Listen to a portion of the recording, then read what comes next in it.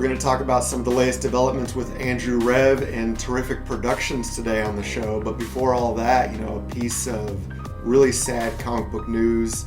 Legend artist Ernie passed away on August 8th at the age of 88. This man, like I said, an absolute legend in the comics field, worked on every major character you could think of, everyone from Spider-Man to Richie Rich and everything in between. Also known for creating Amethyst at DC Comics, and even did a graphic novel based on the life of Anne Frank in association with the Anne Frank Museum. So that's kind of sad, really sad.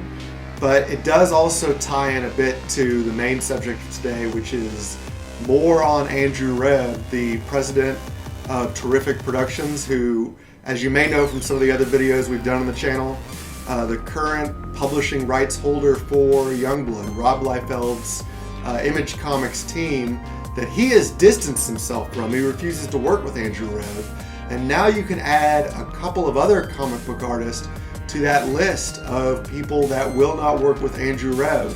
And that includes Evan Dorkin, the creator of Milk and Cheese, Pirate Corps, and the artist and writer on the official adaptation of Bill and Ted's Excellent Adventure and Bogus Journey, what was called Bill and Ted's Excellent Comic Book at the time. Now, this was a really, really strange interaction on Twitter.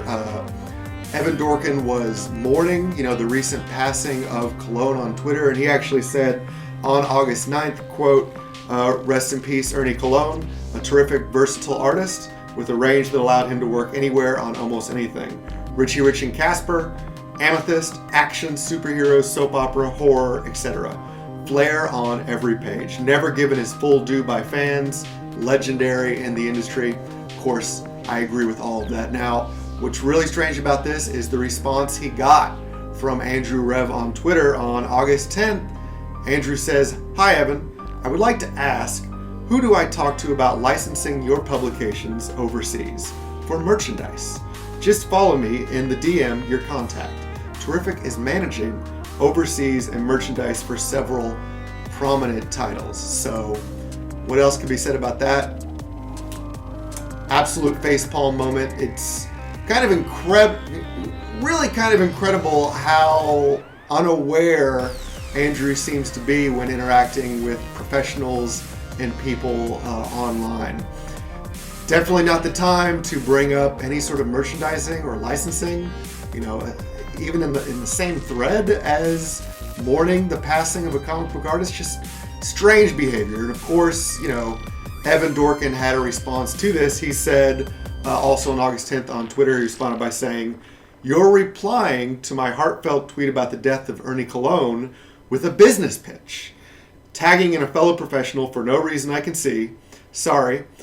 And I don't think I'd be alone in finding that really unprofessional and off-putting.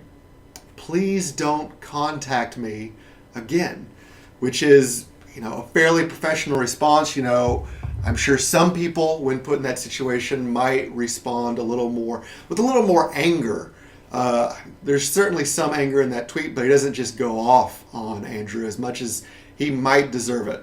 Now, I was also wondering, even backing up, why would Andrew be contacting Evan Dorkin to work with him? It's not like there's really a strong Youngblood, Milk and Cheese connection. And actually, I thought about it for a bit while I was drawing what I'm drawing today, which is his characters, Evan Dorkin's characters, Milk and Cheese. This is really heavily referenced from the cover of Milk and Cheese's second issue, aka number 5. And on that original cover, they're holding, if you're not aware of these characters, they're fairly violent, satirical, dairy products gone bad. And they were holding a broken bottle and a baseball bat on that cover. But I changed it up. I made it a little more relevant to this video by having them hold some Rob Liefeld type guns or cannons behind them. But I thought, what is the connection, if any, between Evan Dorkin and Rob Liefeld? And I actually had to go back to 2002, and even before that, in 1990, 91, 92, when Dorkin was writing and drawing Bill and Ted's Excellent Comic Book. Within the pages of Bill and Ted, he would have those characters read basically parodies of really violent superhero comic books. So things like X-Force at the time, but what he called it was Fight Man. And there was even a one-shot. Marvel Comics in 92 or 93 published a Fight Man one-shot written and drawn by Evan Dorkin. I still remember the cover, Fight Man, one shot, because one shot is all he needs. And that was, just one shot, just one appearance of the character, plus the cameos in the Bill and Ted comic. But what was strange is then flash forward another decade, and that character, Fight Man, actually appeared in the Marvel Universe proper in 2 issues of Agent X. Now, if you don't remember, what is Agent X? Agent X was at the time when Bill Jemas was the president of Marvel and Joe Quesada was the editor-in-chief.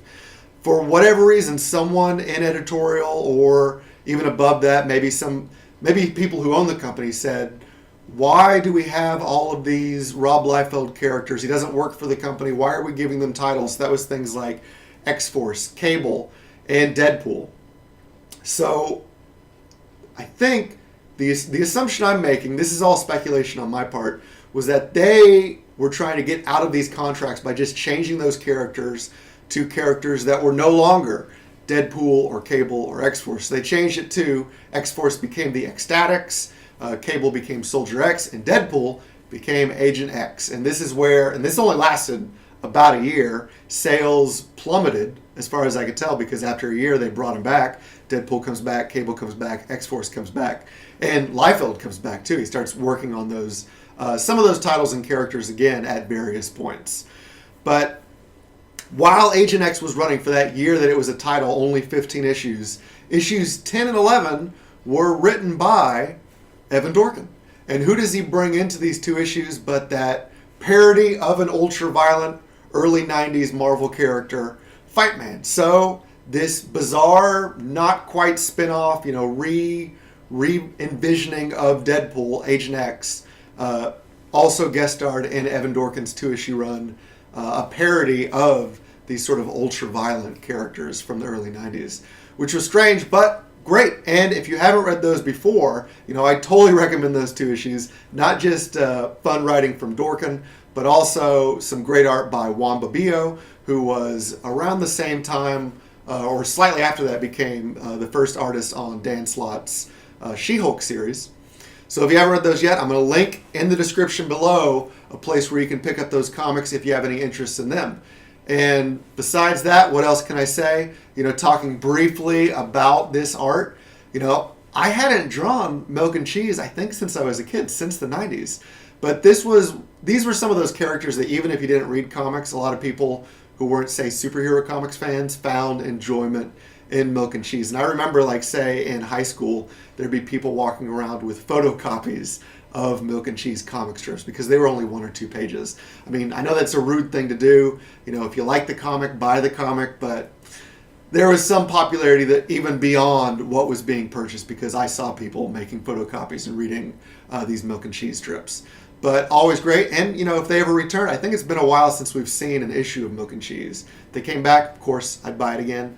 And I'm also a fan of really all of Evan Dorkin's other properties. Like I said, Pirate Corps and Hectic Planet, Milk and Cheese, like we already mentioned, and even going back to his licensed stuff like Bill and Ted. All great, enjoyable work. Oh, and I can't forget the Beast of Burden series that he writes with Jill Thompson on art at Dark Horse Comics.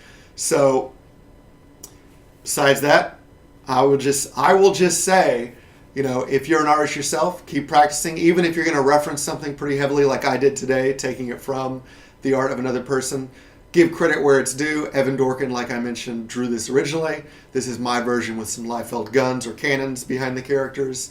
But if you're going to draw, if you're going to be an artist, you got to keep at it. You got to practice every day.